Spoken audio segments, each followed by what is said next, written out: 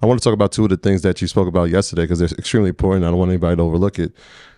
Margin rates were lowered, right? That's a new feature that you announced. But in the options world, they can have simulated returns. A feature I haven't seen. I've been using other platforms. We'll leave their names anonymous.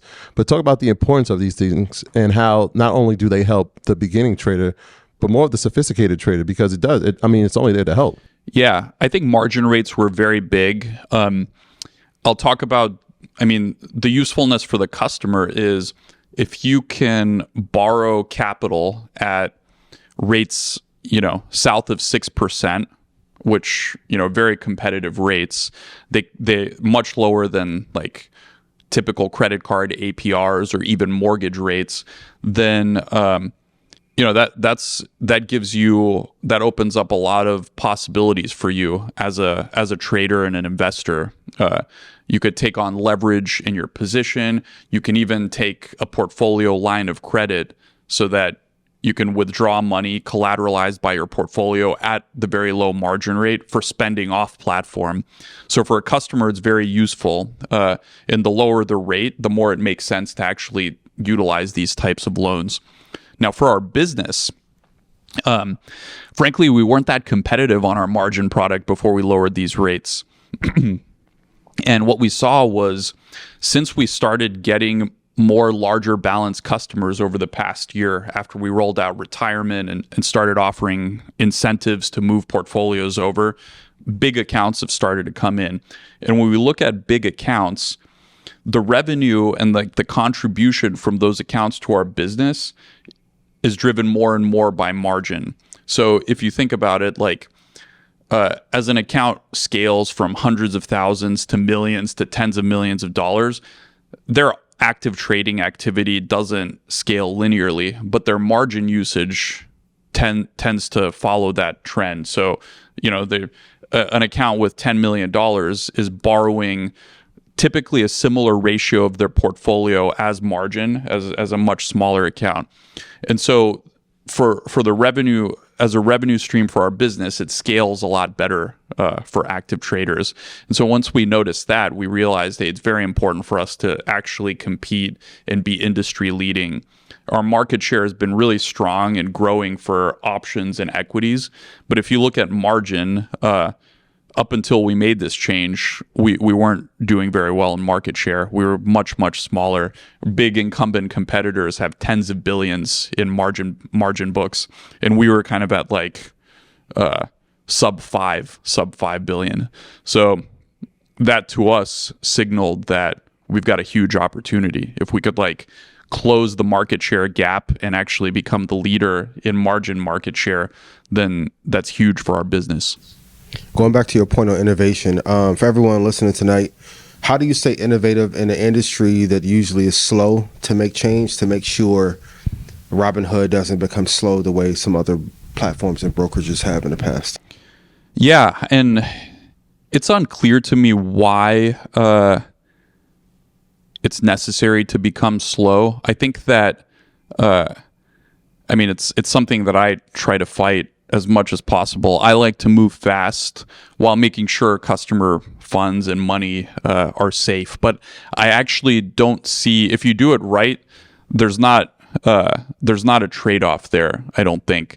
I think that if you build good systems that are safe and reliable and your foundation is good, you can move very, very fast. But I think it requires a continual investment in having the best technology and infrastructure.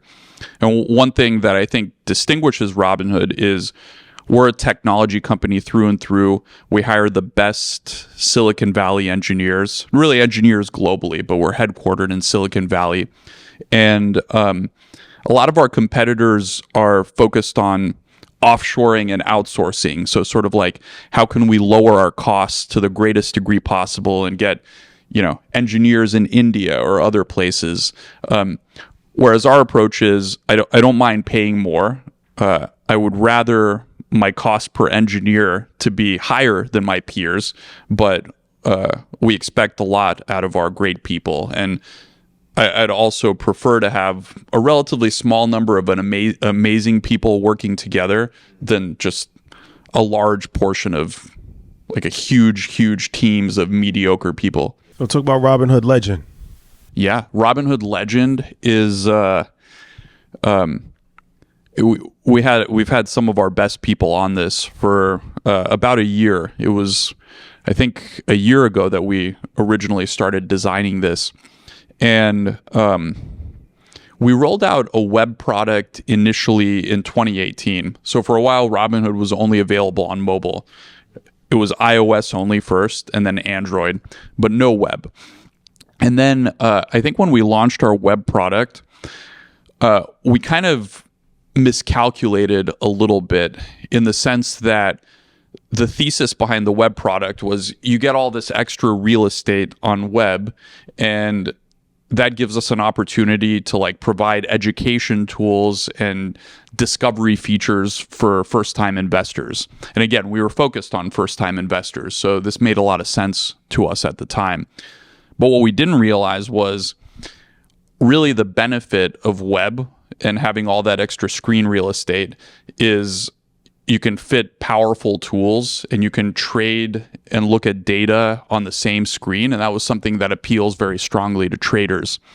So with Robinhood Legend, we actually sat down and we asked ourselves, what are the capabilities that you can only do on web that traders really care about, and can we like highlight those capabilities and surface them and bring them to the center and really make it a powerful tool that traders can only access on a desktop machine because of like the real estate and the performance and like the computational power that's available on that system. Yeah, when we think about this year, 2024, the stock is up 114% year to date.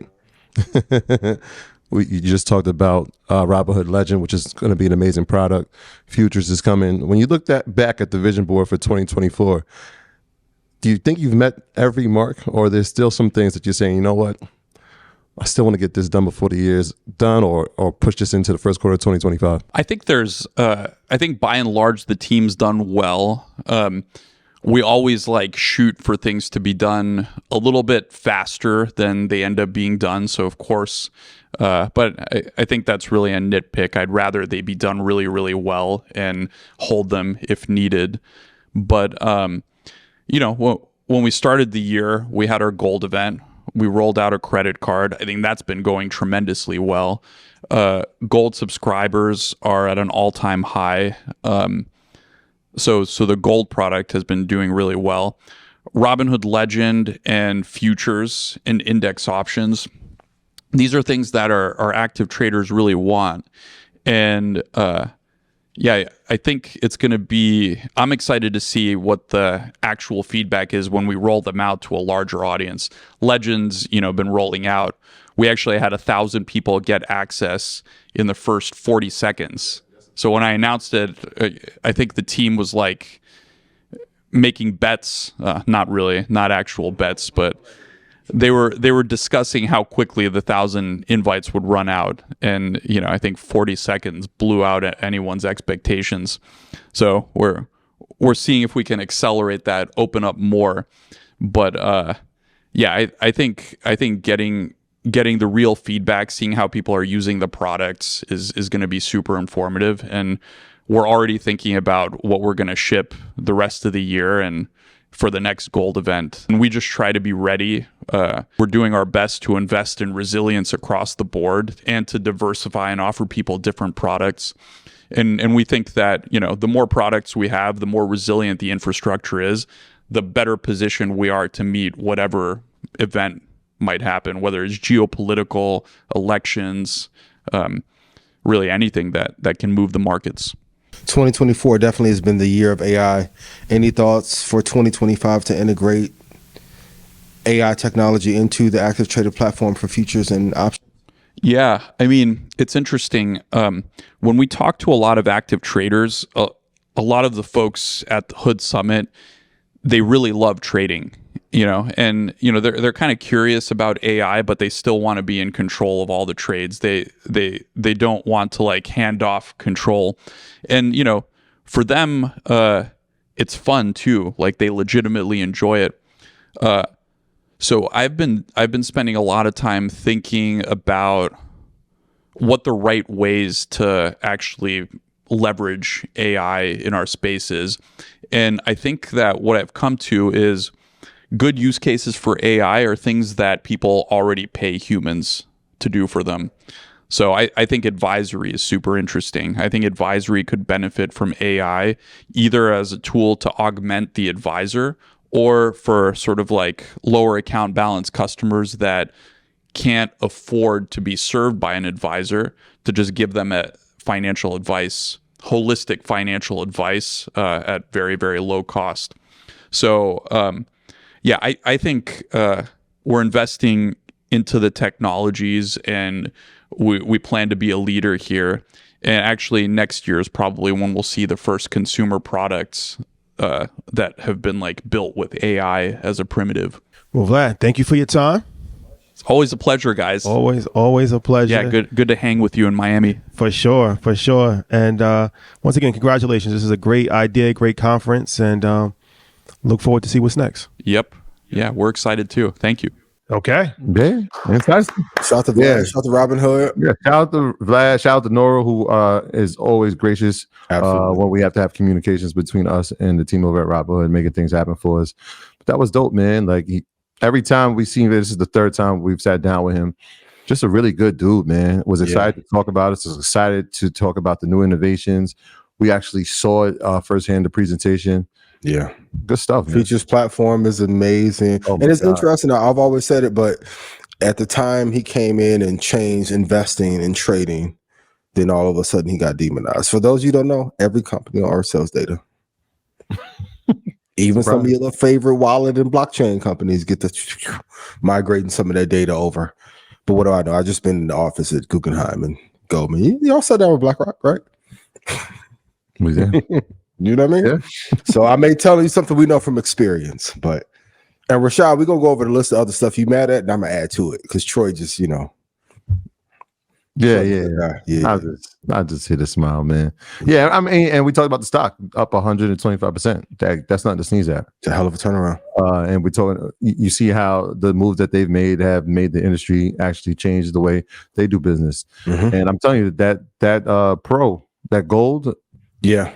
Yeah, we sat down and we sampled it ourselves, man. Mm-hmm. When you're talking about gamification, and we were not paid to say this. I'm just telling you, the simplicity of it. Trader, they got something. They definitely got something. And it used to be that was one of the knocks. Hey, I have Robinhood. I'm not a serious investor. You can only do it on your phone. Well, they've kind of answered all those things. And the crazy part is because the futures market was kind of hidden. If they're able to put some safety measures in place, and you're able to get off good options trades and good futures trades at the same time, that's a big addressable market that they may, I was going to say swallow up, but pause. Oh, man. Content creators, man, appreciate y'all.